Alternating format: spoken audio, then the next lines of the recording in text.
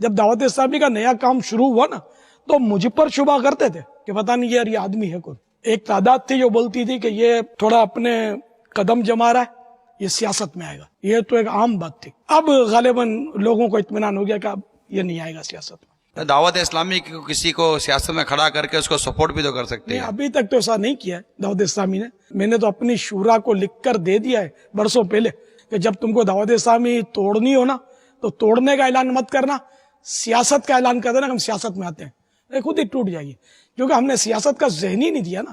ہم نے تو وہ نماز پر اور سنتوں کے نام پر قوم کو جمع کیا ہے. تو یہ اب سیاست میں اس کو آپ کنورٹ کر ہی نہیں سکتے. مختلف سیاسی پارٹیوں والے دعوت اسلامی سے محبت کرتے ہیں کہ یار یہ مولانا لوگ ہیں، ان کو مت چھیڑو، یہ اچھا کام کرتے ہیں. نہ ہڑتالیں کرتے ہیں، نہ احتجاج کرتے ہیں، نہ مطلب مارا ماری کرتے ہیں، نہ پتھراؤ کرتے ہیں. دعوت اسلامی والے کچھ کرتے ہی نہیں ہے نا.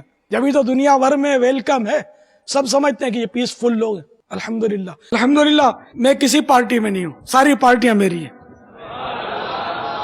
ہمارے ملک میں جتنی بھی پارٹیاں ہیں اس میں الحمدللہ تقریباً آپ کو دعوت اسلامی کی محبت ملے گی.